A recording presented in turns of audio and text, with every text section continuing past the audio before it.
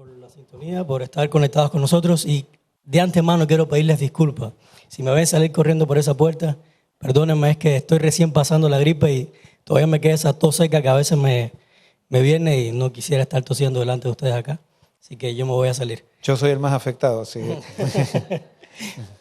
Pero bueno, vamos a comenzar entonces con las preguntas. Tenemos varias preguntas para comenzar y tengo una que no quiero que se me olvide porque no la tengo anotada. Pero antes vamos a orar. ¿No es más? Oramos. Padre bueno, Señor, queremos ponernos en tus manos, Señor, como te dije. Queremos que tú seas el que te reveles en esta noche y que tú seas el que des respuestas a todas las inquietudes que puedan salir y que se puedan presentar. Ayúdanos a confiar siempre en tu palabra, que todo lo que viene de ti, Señor, es lo mejor para nuestras vidas. En el nombre de Jesús, amén. Amén. Ok, me preguntaron hoy, acá en la iglesia alguien me pregunta y me dice, ¿por qué es que nosotros hacemos renovaciones de votos en nuestras iglesias? Perdón. Ok, bájale el volumen porque me estoy escuchando yo. Acá. Ayer. Perdón, yo no soy millennial, así que no manejo esto. Sí. ¿Por qué hacemos renovaciones de votos matrimoniales en las iglesias? Si acaso la renovación de votos no se hace porque hubo un rompimiento de algo o se quebraron los votos. ¿Por qué es que se hace esa ceremonia? Yo siempre me lo he preguntado también. No sé, o sea, creo que cada persona puede tener su... Esto no es una ceremonia instituida por la iglesia. Son ceremonias que se hacen, digamos, se le da un valor simbólico. Y pienso que tiene que ver, me parece que debe venir del concepto de la Santa Cena, de la comunión que uno se bautiza y después para recordar el compromiso que cada uno tomó, tiene la Santa Cena como una reconfirmación de la decisión que tomó en el pasado. Y me imagino que la renovación de votos también tiene esa connotación. Eso es lo que personalmente creo. No sé si hay algún libro, pero no es algo que está en la Biblia, que se diga así como la comunión, que sí estaba en la Biblia. La comunión incluso se tomaba todas las veces que se reunía en la iglesia cristiana. Después, en el caso de la iglesia adventista, nosotros decidimos que se hace cada 3 meses, pero no hay tampoco una regla cada cuánto hay que hacerlo, ni ningún consejo bíblico de cada cuánto hay que hacerlo. La renovación de votos es algo que es simbólico, es lindo, no es necesario. Para que un matrimonio ande bien no necesita estar renovando los votos. Lo que necesita es todos los días confirmar de que está sujeto a Dios y a la promesa que hizo una vez cuando se casó de que va a ser fiel cualquier circunstancia que se presente. Lo otro ya es algo personal, algo que a las iglesias les gusta hacer y no sé bien por qué se hace. Sí. Ok. Pero que quede no sé si hay alguien que tiene alguna, quizás sabe algo con respecto a eso.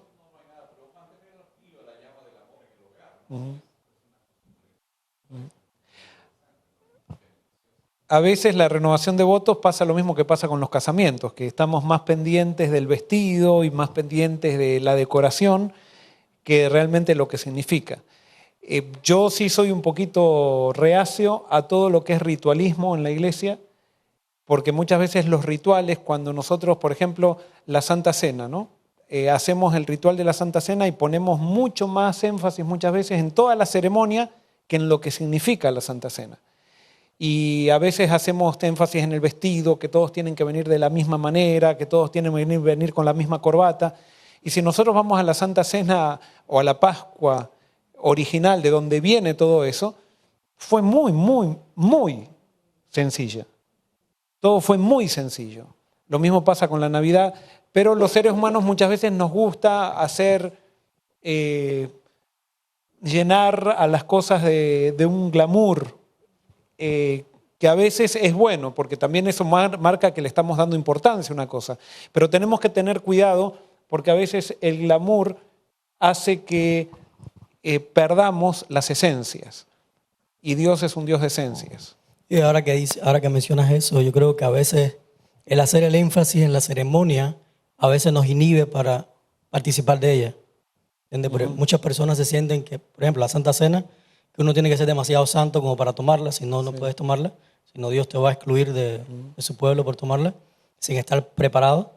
Y en el casamiento quizás alguien no se atreva a tomar la renovación de votos porque no tiene un vestido caro para ponerse. Exacto. Y yo me acuerdo cuando estábamos en la universidad había una cena que se hacía todos los años, que no me acuerdo cómo era, la recepción se llamaba, donde todos los chicos invitaban a las chicas para esa cena. Y esa cena comenzó de una manera muy sencilla, muy linda, se llamaba Cena de la Amistad y eso, pero a medida que pasó el tiempo cada vez se le fue agregando más glamour a la cena y todas las chicas se compraban ya desde el principio de año el vestido para la recepción, los muchachos el traje para la recepción. Y llegó un momento que los chicos que no tenían y las chicas que no tenían la capacidad de comprarse trajes y vestidos no iban o se metían en deudas tremendas como para poder ir y poder ser parte. Todo eso hay que cuidarlo. En las iglesias yo creo que hay que cuidarlo. O sea, creo que nunca debemos perder el espíritu sencillo de las cosas para que siempre estemos ligados a las esencias y no quedarnos simplemente en la forma. Ok. Tenemos otra pregunta que también está relacionada con matrimonio. Y dice, esta es anónima, dice, pastor, una consulta. ¿Cómo son los pasos para anular un matrimonio que nunca fue consumado por todo un año de matrimonio? ¿Existe algún caso bíblico? En este caso, la mujer pide nulidad, anulación. Bueno, yo no tengo mucha experiencia en esto. No sé, quizás los pastores acá que están pueden... sé, o sea, que esto se tendría... Primero, el primer paso que tendrían que hacer es hablar con la iglesia. O sea, ahora, ¿cuáles son los procesos legales, los procedimientos legales? ¿Cómo se corrobora eso? Yo no tengo experiencia. Así que si contesto algo, estaría contestando de oído. No sé si hay alguien acá que tiene una respuesta para eso, que sabe cómo son los procedimientos. Si una mujer, el marido no ha querido consumar el matrimonio por un año, ¿qué es lo que tendría que hacer la mujer? ¿Cuáles son el procedimiento legal? No sé si alguien sabe. Tampoco. Así que bueno, sería cuestión. Sí, lo que yo puedo decir es que esa persona, de alguna manera hay un problema y la persona no está cumpliendo con su deber matrimonial, o sea, que es parte de la fidelidad matrimonial. La fidelidad en el voto es cumplir todo lo que tiene que ver el deber matrimonial. Pero yo recomendaría que vayan a alguien especialista antes de dar cualquier paso apresurado, porque tampoco aquí no sabemos bien pueden ser las causantes. Pueden haber causantes orgánicas que quizás no se sepan, causantes psicológicas que se podrían destrabar. No sabemos por qué estas personas pueden estar pasando por esta situación y por eso hay muchas variables que tienen que ver con el hecho de tomar una decisión final. Ok, muy bien. Esta pregunta también es anónima, perdón, y está relacionada con el diezmo. Uh-huh. ¿Qué pasaría cuando una persona piensa que la iglesia es tan corrupta que no vale la pena dar el diezmo en la iglesia? O sea, el dinero del diezmo lo compro quizás material de evangelismo, lo doy para evangelismo o cosas así para evangelizar, pero no doy el diezmo en la iglesia porque yo pienso que la iglesia es muy corrupta. Y otra persona que entonces lo que hace es que da el diezmo, pero que dice, bueno, no me interesa que la iglesia sepa mis datos ni nada, así que yo no pongo el nombre, nada, simplemente lo echo en un sobre y ya. Bueno, esto es un tema muy delicado y espero no ser mal interpretado con lo que voy a decir, o sea, pero como es un tema muy sensible, cualquiera puede tomarlo para cualquier lado. Ahora, la primera parte es qué hacer si dar el diezmo a una iglesia corrupta o no. Yo generalmente cuando me hacen esta pregunta, uso el ejemplo de Jesús con la viuda de las 2 blancas. La viuda de las 2 blancas estaba echando sus 2 blancas, que era todo lo que tenía, la estaba echando en el templo donde Caifás era el sumo sacerdote, y Jesús sabía que Caifás en un tiempo más, ese sumo sacerdote corrupto, lo iba a estar sentenciando a muerte por blasfemia. Jesús lo sabía todo eso. Y sin embargo, cuando la viuda de las 2 blancas dio a ese sistema corrupto, todo lo que tenía, Jesús encomió esa ofrenda. O sea, primero, el dar diezmo, el dar ofrenda es algo muy, muy íntimo y muy personal que no puede estar determinado por las circunstancias si yo doy o no doy. La Biblia me dice que yo tengo que dar. Ahora, ¿hacia dónde tengo que dar? Esa es otra pregunta. En ese caso vemos, por ejemplo, que hay un sistema corrupto y Jesús encomia a la viuda. Ahora, esto va a ser la parte sensible que voy a hablar. Yo voy a hablar ahora a los líderes de las iglesias, no voy a hablar al miembro de iglesia. Yo creo que los deberes en la iglesia tienen que ser lo más voluntario que existe. O sea, nosotros como líderes no podemos estar controlando quién da y quién no da. Si tenemos que estar controlando quién da y quién no da, quiere decir que nuestro mensaje no está siendo el mensaje correcto para motivar a las personas a tomar decisiones voluntarias para dar a Dios. No sé si me explico. O sea, cuando la gente comienza a dudar si da o no da, evidentemente no está escuchando el mensaje correcto. Como líder yo tendría que ser lo más transparente en una iglesia para no darle la tentación a las personas o no darle lugar a Satanás para que pueda tentar a las personas y decir yo no quiero dar acá. Porque a veces le echamos la culpa a la iglesia, al que no da, a la infidelidad, pero ¿qué pasa con nosotros los líderes? ¿Qué imagen estamos dando de iglesia? ¿Estamos usando bien los recursos que los hermanos con mucho esfuerzo están poniendo en el arca de la iglesia como para generar confianza y que el hermano diga, sí, yo estoy poniendo mi dinero y no mi dinero, el dinero de Dios, y ese dinero se está usando para lo que Dios quiere? Nosotros muchas veces como líderes exigimos, pero no nos exigimos a nosotros. Y yo creo que esto tiene que ser un ida y vuelta. O sea, por ejemplo, a veces decimos, podemos estar en una reunión y decir, están bajando los diezmos, tenemos que predicar más de los diezmos. No, tenemos que predicar más a Cristo. Si están bajando los diezmos, hay un problema con la fidelidad a Cristo, no hay un problema con los diezmos. Podemos predicar los diezmos y en 2 meses quizás los diezmos suben. Suben por la presión de la predicación, a veces incluso podemos predicar sermones manipulativos que intentamos que la gente dé el diezmo por la culpa que sienten, y algo hecho por culpa no viene de Dios. Eso es otra cosa, o sea, la culpa no es de Dios, la culpa es de Satanás. Ni podemos salir a hacer actividad misionera por culpa, ni podemos dar el diezmo por culpa, ni puedo predicar por culpa. Cuando doy el diezmo por culpa, predico por culpa, hago actividad misionera por culpa, lo único que hago es corromper la obra de Dios. Es mejor no darlo prácticamente. Sí, correcto. O sea, el que tiene culpa, que resuelva la culpa con Cristo, porque Cristo es justamente el especialista en resolver culpa. Pero yo como líder no puedo usar la culpa para motivar que una gente se mueva por culpa, en ningún área, ahora hablando de todas las áreas. La culpa no viene de Dios, la culpa la produce Satanás y la produce nuestro propio corazón. Lo que viene de Dios es la motivación del Espíritu, el arrepentimiento, el deseo de hacer las cosas como Dios quiere.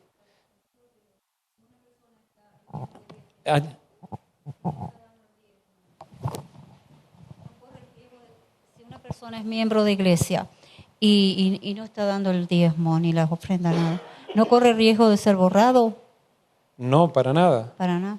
Bueno, en la iglesia que yo iba, en mi pueblito, decían. Bueno, son tergiversaciones. Okay. Ojo, va a haber personas que dicen no, porque es un ladrón. Uh-huh, sí. Y porque la Biblia dice que el que no da el diezmo es un ladrón, entonces nosotros a un ladrón lo borramos. Entonces alguien que da el diezmo lo borramos. Yo no veo ese concepto, no lo veo en el inicio de la iglesia adventista cuando se establece el sistema de diezmo, que sea una condición de discipulado eso.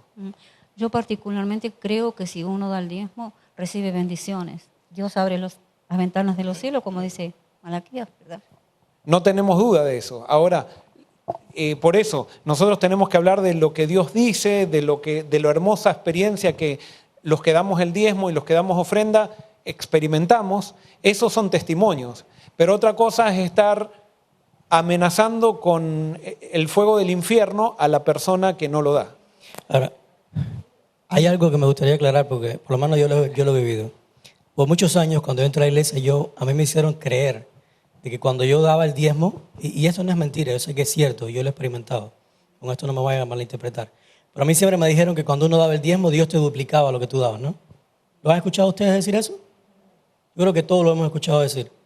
Entonces, el dar el diezmo, había una motivación detrás de dar el diezmo, que era que Dios me devolviera más de lo que yo daba. Y yo he dado diezmo y me he quedado a veces sin pagar algo y me he quedado en deuda y Dios no me ha dado el doble. Al contrario, no me ha dado nada ese mes.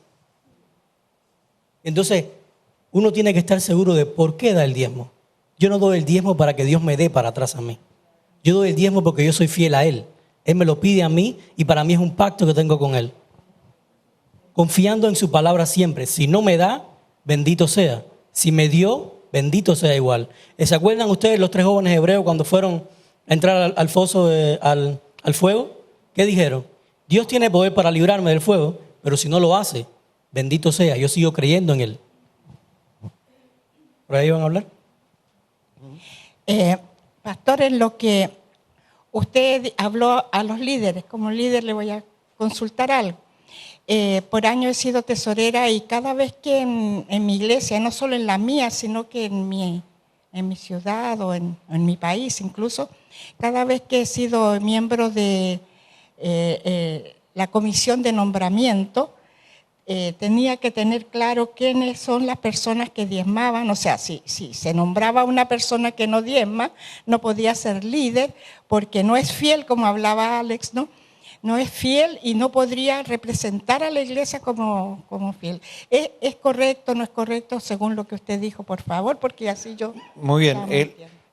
Yo creo que cada iglesia local tiene que establecer sobre las pautas que va a trabajar. Y cada iglesia local, yo no puedo ser regla para otra iglesia local. Yo puedo decir lo que yo hago en esta iglesia y lo que hice en mi ministerio, y cada uno sabrá qué es lo que conviene o qué es lo que no conviene. Y por eso lo que voy a decir ahora es lo que sucede acá. Mientras yo soy pastor, pasado mañana viene otro pastor y cambia todo, y está bien. O sea, yo tengo que actuar de acuerdo a mi conciencia. Acá, en esta iglesia, no usamos eso como requisito. Yo sí lo usé mucho tiempo en mi ministerio, usaba esa... Pero a medida que fui estudiando el Evangelio y que fui estudiando especialmente los escritos inspirados que tenemos, me di cuenta que en la iglesia lo que no es voluntario no es aceptado por Dios, no sirve. Entonces yo personalmente no me fijo quién diezma y quién no diezma, por el hecho de que cuando predico sobre la fidelidad no quiero que nadie esté pensando que estoy predicando por esa persona. Ahora, cuando hago una visita personal a las casas y hago una evaluación espiritual, yo le pregunto a la persona si la persona diezma por obligación o porque realmente lo hace como un acto de adoración. Cuando hago visitas, toco el tema del diezmo para ayudar a la persona, y la persona no me tiene que decir, pero en la mayoría de los casos la persona me dice, yo estoy dando el diezmo porque quiero adorar a Dios y siento una gran gratitud por Dios. Y en muchos casos me han dicho, ¿sabe, pastor, no estoy dando el diezmo? Entonces le digo, miren, si usted no está dando el diezmo, eso va a afectar su vida espiritual. Y oramos. Y mucha gente comienza a dar el diezmo después de eso. Ahora, cuando una persona da el diezmo por obtener un cargo en la iglesia, prefiero que no lo dé. Prefiero que no lo dé, porque no es puro eso. Se empiezan a contaminar las cosas cuando nosotros empezamos a hacer mecanismos de presión para que la gente haga cosas. No es bíblico eso. No es lo que Jesús hacía, no aparece en el Nuevo Testamento, no es parte del programa de la iglesia hacer cosas por obligación. Aunque lo tenemos muy metida la obligación en la cabeza y el control, y especialmente en las culturas donde venimos de países donde ha habido mucho control y ha habido comunismo o ha habido... Eso no son los principios del reino de Dios. Y por eso tenemos que tener mucho cuidado de no contaminar el proceso de la iglesia. Y perdóname, y ahora te doy. Gracias a Dios hasta ahora, en mi iglesia, que yo no sé quién diezma y quién no diezma, en mis iglesias hasta ahora nunca he tenido un problema de que bajen los diezmos y que bajen las ofrendas. Gracias a Dios siempre han estado subiendo. Y por eso puedo decir con esto que cuando uno aplica los principios del reino, funciona. Hay que tener fe nomás y hay que arriesgarse, pero funciona. Creo que la pregunta era como qué hacer la corrupción que hay con algunas iglesias.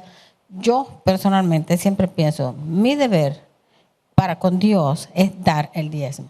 Y yo se lo doy a Dios sin mirar si alguien se lo coge en el camino. Si alguien se lo coge en el camino, es una cuenta de él con Dios. Pero la mía, yo quiero que esté clara con él. Además, no lo hago, yo sé que Dios me bendice, pero no lo hago a cambio de una bendición. Porque dice, aunque no haya frutos en la higuera, aunque no haya vacas en el corral, yo me gloriaré en Jehová. Amén. Pero, ¿iba a decir algo? Sí, también iba a decir algo, no sino con respecto al otro que me acordé. Ya, yo iba a hablar de Dale. para nombrar a personas que no dan el diezmo. Ajá. Si nosotros vemos en la Biblia, la primera junta de nombramiento, ¿quién la tuvo? Jesús cuando eligió los 12 discípulos, ¿verdad? Y si vemos los 12 discípulos, las características que ellos tenían, yo creo que ninguno de nosotros los cogeríamos como líder. Mucho menos ancianos de iglesia, yo creo.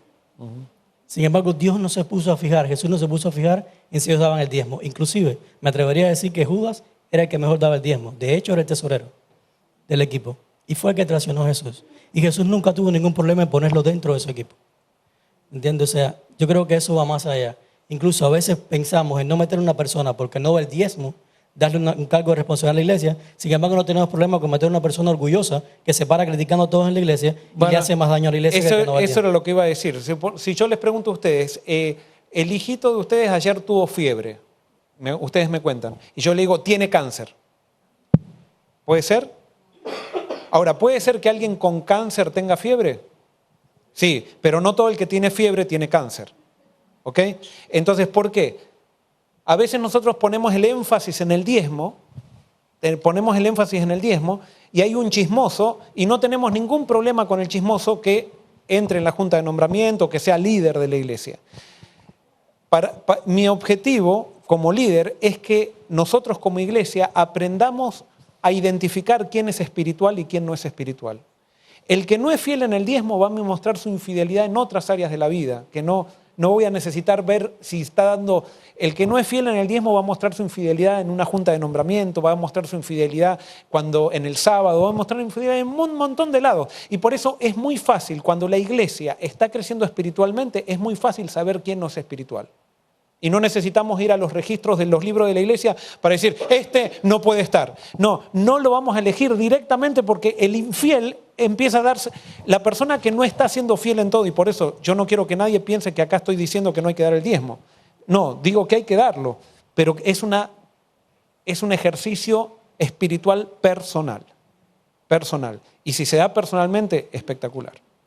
Allá había Pastor Graterol iba a decir algo. Sí, yo estoy de acuerdo con todo lo que se ha dicho y yo también en mis 15 años que estuve de pastor nunca pedí los registros para ver quién diezmaba o no.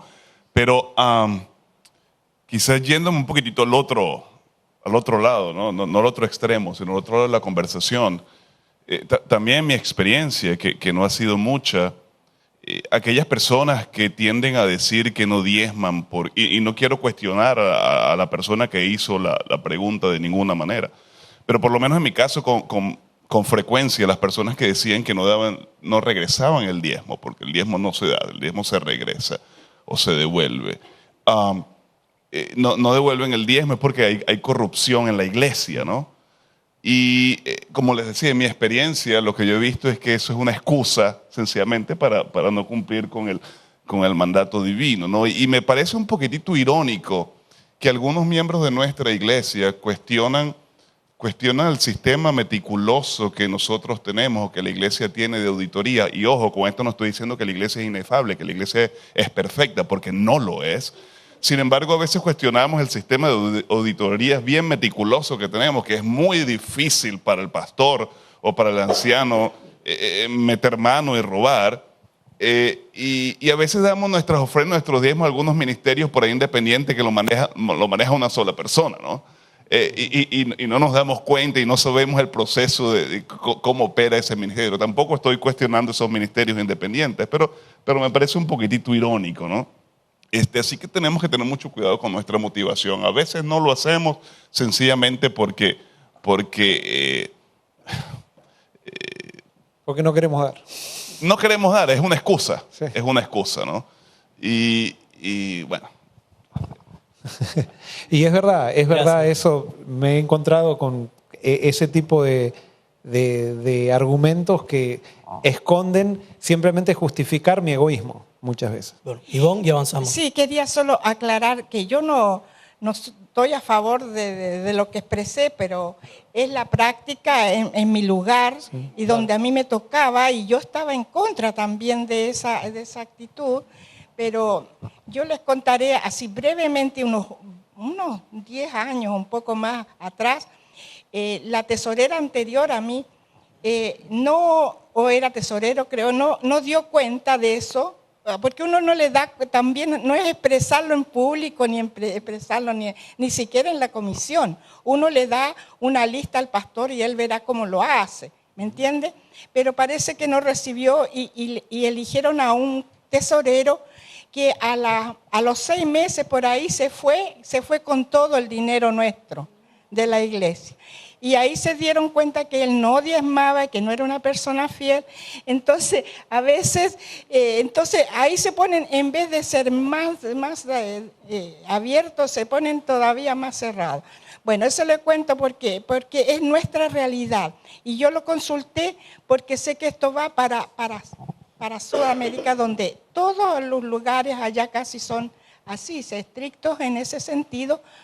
Pero no es porque yo piense así, yo quería aclararlo, ¿no? Pero es una práctica que debiéramos ser más abiertos y no hacerlo, ¿no? Ahora, cada iglesia local, por eso les digo, cada iglesia local toma sus decisiones de cómo proceder.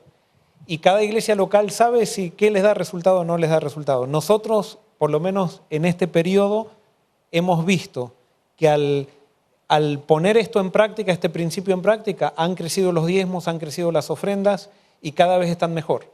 Y si no crecen o decrecen, la cuestión no es tampoco las ofrendas o los diezmos, es que si está creciendo los miembros de iglesia, eso es lo importante. O sea, y no la cantidad de bautismos, sino estamos creciendo en el reino, estamos creciendo en la gracia. Si estamos creciendo en la gracia, todo viene de Dios, todo puede haber una crisis, ofrendas, puede haber, pero no va a haber falta. Si hay crisis de ofrendas es por el hecho que estamos gastando mucho en el evangelismo y entonces necesitamos más dinero, pero eso no es crisis, eso es confiar en el Señor. Okay, esta pregunta es de Sara Díaz. Ella dice, buenas noches, ¿está bien que se predique sábado por la mañana eventos que las visitas no saben y lo que hacen es que salen, que les da miedo estos temas? Eventos. Sí, no sé a qué es. No sé si se refiere a eventos finales. Hay dos cosas que para mí, a ver, aclaró parece, a ver. Como sellamiento, lluvia tardía, reforma de la iglesia, fuerte clamor, de medianoche, la entrada de tiempo de angustia, previo, todo. Creo que esta es una muy, muy buena pregunta. Y esto tiene que ver más allá con qué se predica, con eso predica. La pregunta es, ¿para qué predicamos? Lastimosamente las iglesias se han transformado en un lugar donde nos venimos a nutrir nosotros mismos, y hemos dejado de ser centros de predicación del Evangelio. Estamos más preocupados en los temas que nos preocupan a nosotros que en la gente que viene. Una iglesia, una de las cosas que siempre digo, y perdonen que lo diga, no estoy en contra de esto, pero vieron que muchas veces dicen, este es el sábado de las visitas. Un sábado por mes, sábado de las visitas. Y el sábado de las visitas estamos todos sonrientes, o sea, hacemos un programa especial. No sé si se dieron cuenta, pero eso es una calamidad. O sea, todos los sábados tendrían que ser sábado de las visitas. Pero es como no le hacemos caso a las visitas, tenemos que poner un sábado para las visitas, cuando todos los sábados tenían que ser los sermones que lo entiendan la visita, todos los sábados tendríamos que hacer programas donde la visita se sienta bien, todos los sábados tendríamos que estar sonrientes. No, pero el sábado de las visitas, el sábado parece que hacemos sonrisas de plástico porque los otros sábados no lo hacemos. Entonces, eso está bien si eso es para crear una conciencia, pero eso tendría que ser continuo. Todos los sábados tendría que ser una campaña evangélica. Todos los sábados.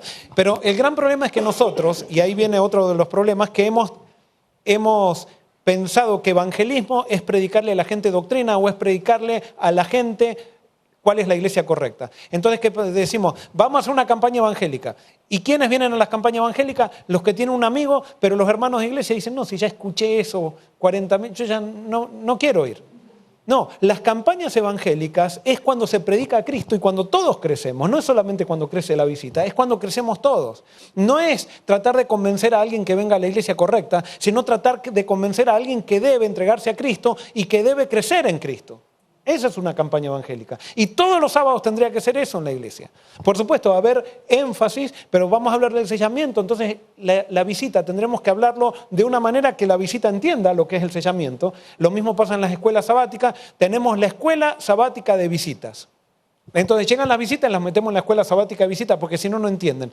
Y entonces nosotros vamos perdiendo contacto con la realidad del mundo. Es como que si una persona tiene que ser el especialista para hacer misión y los demás de la iglesia no sabemos hacer misión. No, las visitas tendrían que entrar en todas las escuelas sabáticas y toda escuela sabática tendría que estar pendiente de cómo captar una visita y que esa visita cuando salga de esa escuela sabática salga habiendo entendido todo.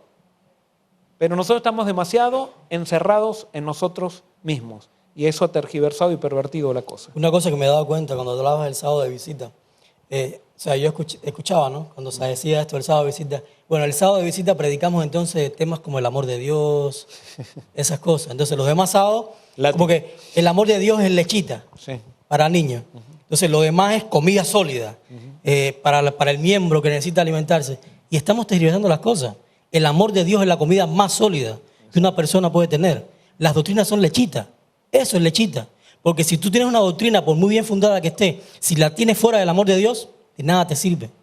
Y es lechita buena, o sea, no estamos... Claro, es claro, lechita no estoy buena. diciendo que sea pero, leche de vaca, es leche de soya, es leche de almendra. Orgánica, almendra, tú sabes, yo sé. Pero comparado con el amor de Dios, eso es sólido. El amor de Dios, la salvación en Cristo, ¿quién es Jesús? Y yo creo que Eso una de es las sólido. cosas, de las mayores crisis que tenemos como iglesia, es que hemos tergiversado y hemos perdido de vista completamente lo que es el carácter de Dios, que es amor. Exacto. Necesitamos más que se predique el amor de Dios en nuestras iglesias. Nosotros no sabemos qué es el amor de Dios. Realmente es así. Bueno, seguimos con otra pregunta. Sí. Dice Gerardo Faticati. No sé si lo pronuncié bien, perdóname Gerardo. Dice, mi pregunta es, ¿qué debemos decirle a una persona que desea obedecer a Dios, pero tiene que trabajar en sábado, para darle de comer a su familia? Y su familia debe pagar un transporte para ir a la iglesia. Es decir, hace trabajar a otra persona. Se tiene que pagar un taxi, digamos. Un Uber. Muy bien. Una de las cosas es, no hay duda que el sábado es el día de reposo y que el sábado debemos apartarlo para Dios. Eso lo dice la Biblia. Y ahora voy a decir algo que quizás no están todos de acuerdo. Pero todas las disciplinas espirituales son voluntarias. O sea, y uno la vive al nivel espiritual que le da la gracia en ese momento. ¿Qué hacemos? Esto lo voy a dar un caso real y quizás alguien va a saber de qué estoy hablando. Yo fui pastor de un distrito donde había una fábrica de alimentos adventista. Yo creo que esto lo conté. Y entonces, y había una fábrica de alimentos que no era adventista. El portero de la fábrica de alimentos no adventistas comenzó a estudiar la Biblia y decidió bautizarse. Pero él tenía que cuidar la puerta de la fábrica una vez por mes. Un sábado por mes, perdón. No lo dejaron bautizar. O no lo dejamos bautizar. Y el portero de la fábrica adventista trabajaba 2 sábados por mes. Él era maestro de escuela sabática. Y entonces, y esta persona quería bautizarse, y entonces la gente decía, usted tiene que tener fe o cámbiese a la otra fábrica. Y entonces, ¿cómo se soluciona eso? A lo que voy es, toda disciplina cristiana es algo muy personal. Está claro que hay que guardar el sábado. Y está claro que si yo no guardo el sábado como Dios me lo pide, yo pongo en riesgo mi salvación. No es que el sábado me salva, pero cuando yo no respondo a Dios obedeciendo como Él pide, mi salvación comienza a correr riesgo. ¿Por qué? Porque la desobediencia hace que me separe de Dios. No es la obediencia la que me salva, pero es Dios el que me salva. Entonces, si yo me separo de Dios, me voy alejando de la salvación. Entonces, pero es algo muy personal.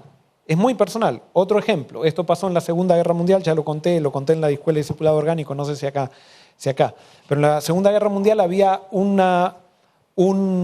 esto en Alemania, una familia que iba a la iglesia el sábado y a la tarde iba a la casa y hacía huerta. Tenían una huerta de tomates, huerta de lechuga, repollo y eso, y entonces hacían huerta con la familia.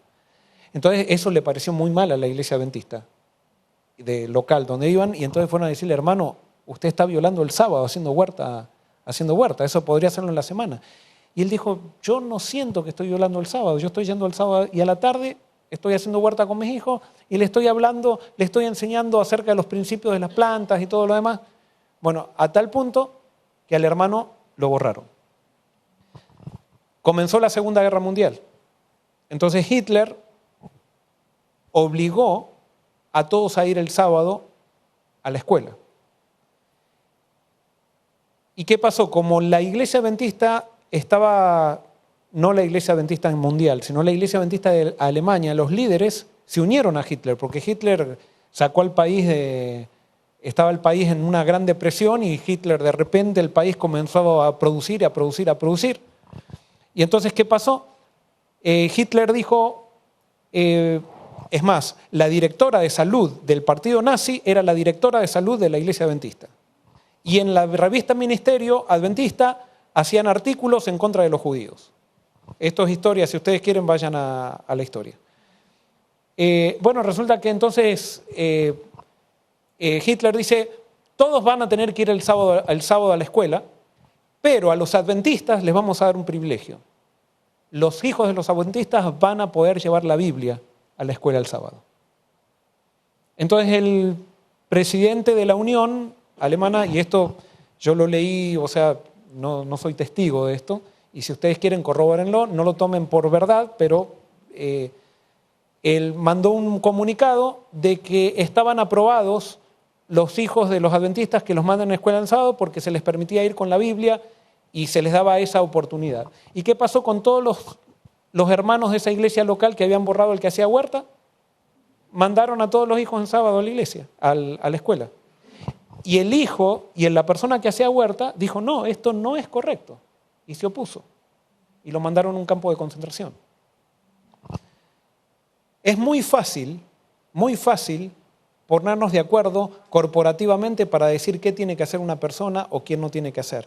Pero el protestantismo, la iglesia no es la que me dice la que tengo que hacer. En el protestantismo es Dios a través de la Biblia y a través del Espíritu Santo. Y nosotros somos protestantes, no somos otra cosa. Somos protestantes. Entonces las personas cuando me escuchan decir esto se les paran los pelos porque diciendo, entonces va a ser todo, cada uno va a hacer lo que quiera. Justamente. Así sabemos quién está de cada lado. Porque si a mí me tienen que obligar, una iglesia me tiene que obligar para hacer lo que tengo que hacer, quiere decir que yo no tengo una relación con Dios. Y más vale que yo sepa quién tiene una relación con Dios directa y quién no la tiene. Porque por decreto y por documento cualquier cosa todos podemos hacer cosas, pero eso no se acepta en la Biblia. Justamente no es protestantismo. Eso. Protestantismo es que nosotros tenemos una relación directa con Dios y Dios determina. Entonces, por ejemplo, yo no voy a restaurantes en sábado, pero cuando estoy de viaje, voy a restaurantes en sábado. Pero hay personas que están de viaje y cuando están de viaje no van a restaurantes, ni estando de viaje. Prefieren hacer ayuno y no ir al restaurante sábado cuando están de viaje. Y hay otras personas que no tienen problema de ir todos los sábados a un restaurante. ¿Yo quién soy para decir? Yo puedo decir, yo no voy todos los sábados. Pero esto es una convicción. Pero no puedo juzgar al que va todos los sábados y decir, está mal, está pecando. ¿Quién soy yo para decir eso? Está claro que hay que guardar el sábado. ¿Cómo se guarda el sábado? Cada uno tendrá que, con Dios, ver. El que lo guarda bien va a crecer espiritualmente. El que lo guarda mal no va a crecer. Y si mi objetivo es crecer espiritualmente, yo voy a probar. Y si voy al restaurante todos los sábados y veo que eso no me afecta a mi vida cristiana, como yo quiero crecer espiritualmente, yo voy a dejar de ir. Por ejemplo, yo veo, y perdonen que hable tanto ahora, pero hay, por ejemplo, personas que trabajan en salud y porque trabajan en salud está bien que trabajen en sábado. Y por ejemplo, el colectivero o el busero, no sé cómo le dicen en cada país, el guagüero, el de la guagua, no sé, el que maneja el bus, que tiene que llevar a los que van a la iglesia, que tiene que trabajar una vez en sábado, está mal, pero el médico está bien. Y entonces los médicos, yo he tenido tenido casos de gente que estaba en salud que tenían un trabajo full time durante la semana y un trabajo part-time en el fin de semana, cuando no los necesitaban, pero era para ganar más dinero, el fin de semana tenían un trabajo part-time también. Yo no lo puedo juzgar. Pero entonces después que esas personas no vengan a decir al otro, tenés que tener fe. O por ejemplo el pastor que hace una junta de iglesia el sábado para tratar los negocios de la iglesia, y después le dicen, ay, tienes que dejar de trabajar en la fábrica el sábado porque si no, no tienes fe. Y al pastor cuando le preguntan, ¿por qué hace la junta el sábado? Es porque si no, nadie viene en la semana. Entonces, ¿dónde está la fe del pastor ahí? No, si no te dice los negocios, mi padre me conviene estar. Sí. Como dijo Jesús. Entonces, por eso... Pero yo quisiera agregar un punto ahí. ¿Cómo explicamos entonces el hecho de nuestra influencia? Si yo soy hermano y la actitud de mi hermano me afecta a mí, o mi actitud afecta, o lo que yo hago, ¿cómo ve Jesús eso? La Biblia es muy clara, que no debemos ser tropiezo. Ahora, obviamente eso tiene que ver con la madurez espiritual de cada uno. Pero, por ejemplo, si yo como pastor comienzo a trabajar el sábado o hago cosas que sé que no deberían ser, y un hermano me ve, o una hermana me ve, y mi actitud afecta negativamente a otra persona, ¿en qué posición quedo, no? O Dios queda. ¿Será que no introduzco duda, no introduzco Es por eso que, sin duda, el contexto relacional de la religión nosotros no lo podemos quitar. Todo lo que hacemos tiene que ser hecho, lo dice Pablo, para la gloria de Dios. Ahora, hay muchas veces, Jesús le podría haber dicho a los discípulos que no coman trigo el sábado, porque estaba mucha gente que los rodeaban y que estaban pensando que Jesús quería violentar el sábado, y Jesús no estaba violentando el sábado. Claro, ellos eran extremistas, ¿no? Pero en este caso, por ejemplo, yo como pastor, comienzo ya después de tanto conocimiento, tanta bendición de Dios, tanta claridad de su palabra, yo comienzo a hacer cosas que van en contra. Por ejemplo, el sábado, que es algo... Pero si hago cosas en contra, ahí estoy pecando. El problema, yo no estoy hablando acá del sábado no, sino lo que estoy hablando es lo que dice Elena de White en el Ministerio de Curación, que dice, todos tenemos maneras diferentes de ver la religión. Y uno la ve de una manera y otro la ve de la otra. Tenemos que estar unidos en los principios fundamentales, pero esos principios fundamentales no son 440 principios fundamentales. Son muy pocos los principios fundamentales en los cuales podemos estar unidos. Por ejemplo, nosotros podemos decir, el sábado es el día de reposo y no hay duda. Y si queremos crecer espiritualmente, es un deber guardar el sábado. Ahora, ¿cómo lo guardamos? Yo no puedo ponerme de regla para decirle a una persona cómo guardar el sábado.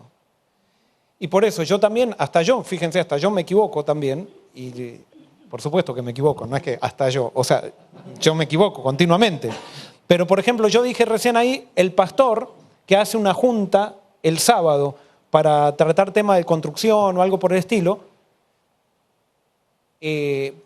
quizás le dice al otro, tiene que dejar de trabajar el sábado en la fábrica, pero él no está dispuesto a dejar de hacer una junta. Bueno, el pastor tiene su razonamiento de por qué hace la junta el sábado para la construcción. Yo no la hago. Hasta ahora.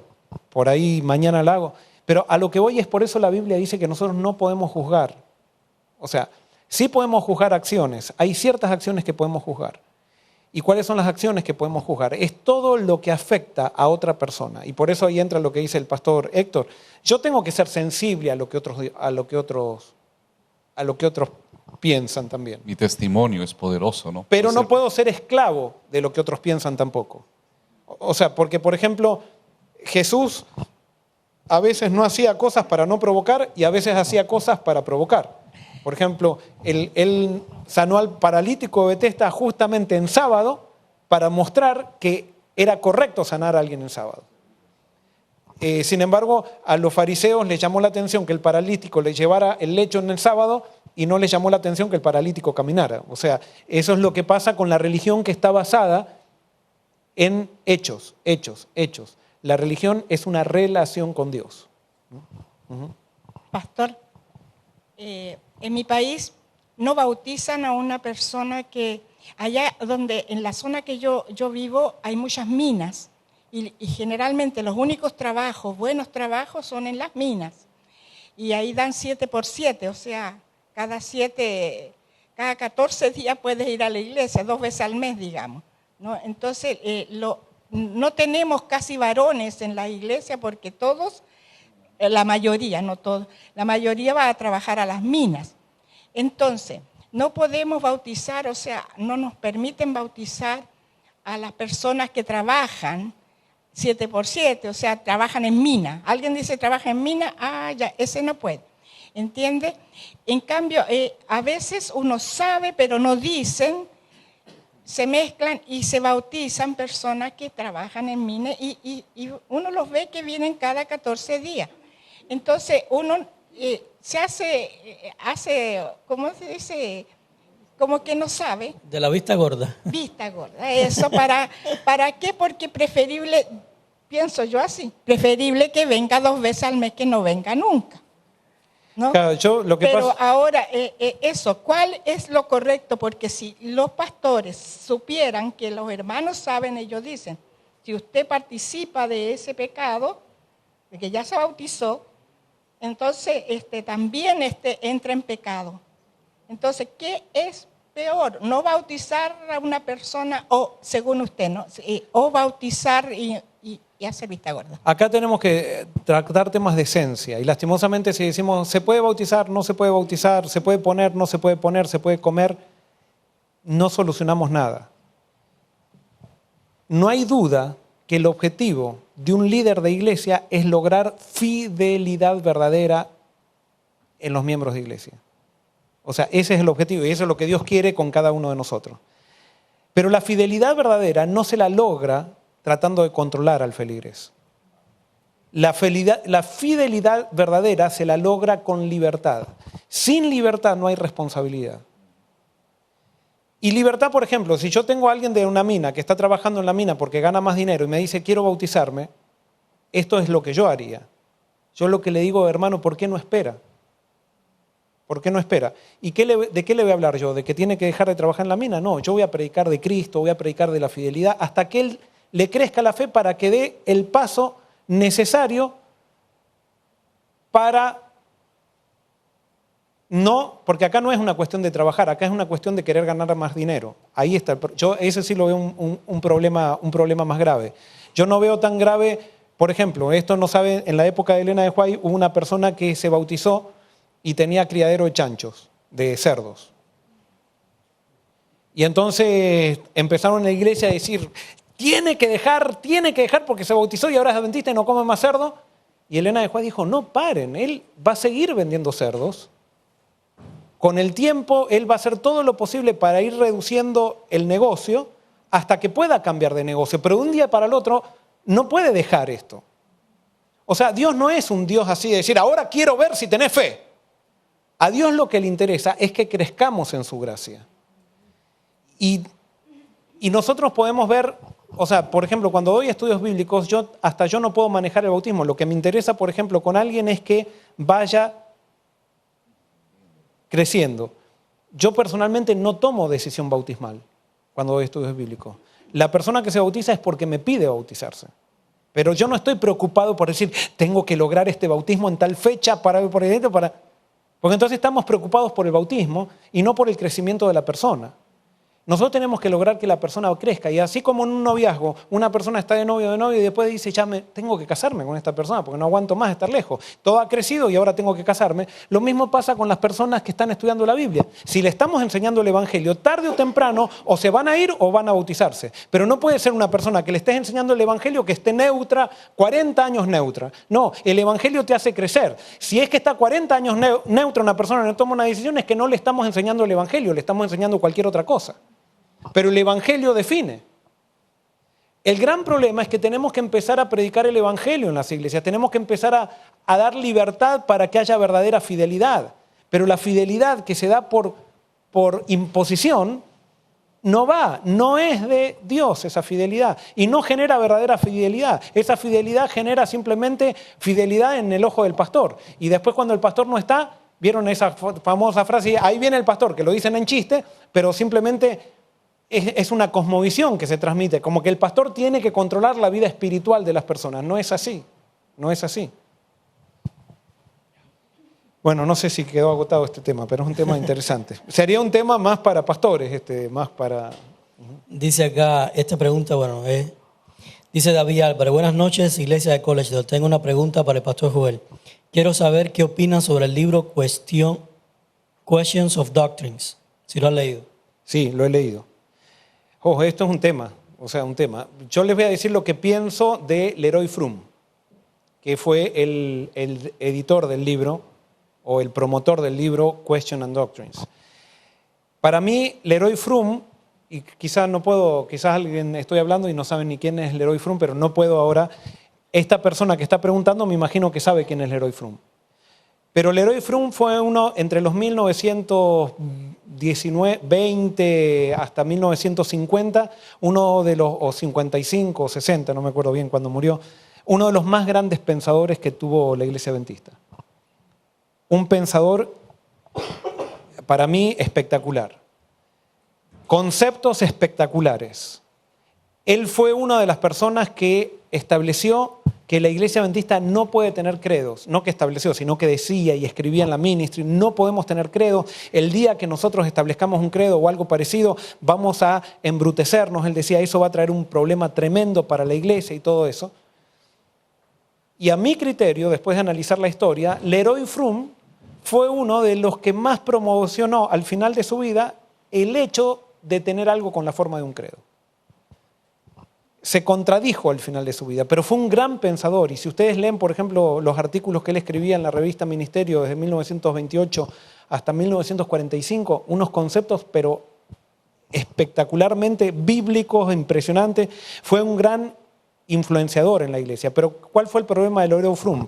El problema de Leroy Froom se llamaba, él era un teólogo y había otro teólogo en la iglesia que se llamaba Andreasen. Entonces, ¿qué es lo que pasó? Lo mismo que puede estar pasando ahora. Leroy Froom tenía una posición y Andreasen le discutía y decía, es otra posición, es otra posición. Y Andreasen era una persona con una personalidad bastante fuerte y parece que a Froom se le fue agotando la paciencia. Empezó una guerra entre dos grupos. Y a mi criterio, al final del tiempo de sus vidas, tanto Andreasen estaba equivocado como Froom también terminó cometiendo errores para mí. Y por eso el libro Questions and Doctrines no tengo ningún problema, pero el libro Questions and Doctrines no puede ser la autoridad de lo que es doctrina correcta. La doctrina siempre es teología y la teología siempre es interpretación humana. La Biblia, la Iglesia Adventista tiene un principio que en 1863, cuando se fundó, ese fue el principio que hizo de esta iglesia lo que es, que dice, la Biblia es nuestro credo y nosotros no tenemos que tener un credo ni algo parecido a él. Eso votó la Iglesia Adventista en 1863 y para mí eso es una genialidad del mundo cristiano lo que hizo la Iglesia Adventista. Lastimosamente hay mucha gente que para que no haya herejía quiere empujar que haya un credo en la iglesia o hacer cosas con forma de credo o algo por el estilo. Y con eso, cuando nosotros hacemos un credo o algo que tiene forma de credo, dejamos de estudiar la Biblia y empezamos a seguir lo que otros interpretan acerca de la Biblia. Y eso es un grave problema. Agrego una cosita tal vez. También el libro es el resultado de tratar de mostrar al mundo evangélico que no éramos un culto. Correcto. A mí también es correcto. Claro, no éramos un culto para explicar que realmente nuestra doctrina como Iglesia Adventista está basada en la Escritura. Pero entonces se cometieron algunos errores en ese sentido. Pero ese es uno de las fuerzas que motivó ese libro. Una de las cosas que una iglesia, y con esto creo que ya tenemos que terminar, se ha hecho largo hoy, una de las cosas que una iglesia tiene que tener en claro es que es una plataforma de diálogo. Y cada paso que nosotros hacemos para cortar el diálogo genera problemas en una iglesia. Entonces, ¿qué pasaba? Los evangélicos estaban averiguando si los adventistas eran un culto o no. Y la teología de Andreasen, de este teólogo Andreasen, que tenía bastante influencia, tenía bastantes cosas diferentes a la teología evangélica. Entonces ellos se reúnen con Leroy Froom, un tal Barnhouse, se llamaba este editor de la revista Christianity Today. Entonces se reúne con Fromm para conversar, y Fromm, que tenía una mentalidad muy equilibrada acerca de la doctrina, le transmite a Barnhouse lo que pensaba él. Pero Fromm le dice, esto es lo que piensan todos, la mayoría de la iglesia, y no era verdad eso. La mayoría de la iglesia, a pesar de que era muy equilibrado Fromm, no era verdad que la mayoría de la iglesia pensaba como él. Había un gran sector de la iglesia que pensaba como Andreasen, equivocados, pero pensaban como Andreasen. Entonces, cuando Fromm dice, la mayoría de la iglesia piensa así, está haciendo una mentira. Y a raíz de eso sale el libro Question and Doctrines, con el pensamiento de Fromm y de la gente que sigue a Fromm. Pero como que entonces, y Fromm le dijo a Barnhouse, todos los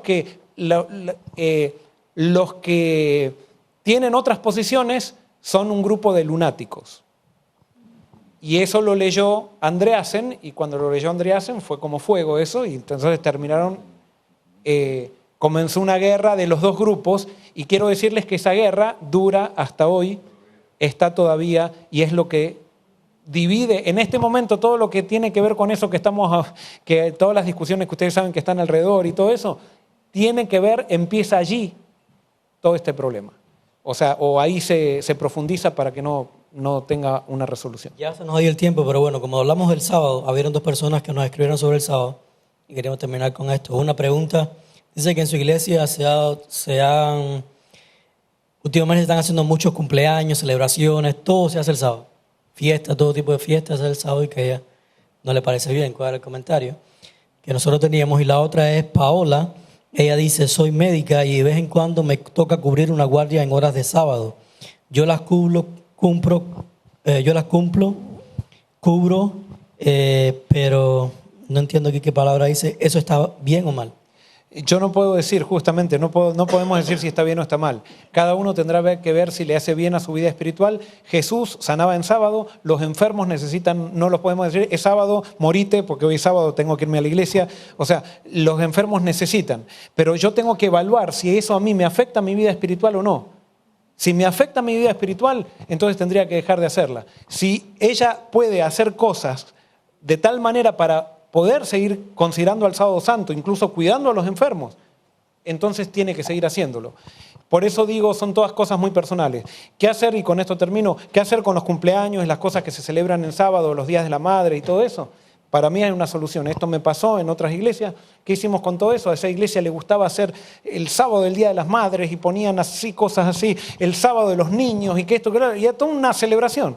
¿Qué hicimos con eso? Lo transformamos en misión. Y se transformó a través de esos eventos que se hacían los sábados. Fue que bautizamos en 3 años la mayor cantidad de gente. En vez de ser el sábado del Día de las Madres para la iglesia, no. Hacíamos un programa espiritual. Traíamos una carpa, hacíamos comida especial, poníamos copas de cristal y todo eso, pero era para las madres y ahí les predicábamos. Y de ahí las madres seguían viniendo y se transformó en un ministerio. Entonces podemos transformar todo en un ministerio. Amén. Y con eso terminamos entonces. Ok. ¿Quieres orar para terminar? Ok, oramos entonces. Querido Señor, gracias. Te pedimos, Señor, que podamos buscarte a ti y buscar en tu palabra, a través de la guía del Espíritu Santo, las respuestas que tú nos quieras dar a nosotros. Y que nosotros podamos evaluar nuestra experiencia espiritual a través de lo que tú nos dices, no a través de lo que las demás personas dicen. Que podamos también, Señor, dialogar con los demás y escuchar a los demás, porque somos pensadores individuales pero no independientes. Pertenecemos a una iglesia, Señor. Y la opinión de todos vale la pena y tú utilizas la opinión de todos.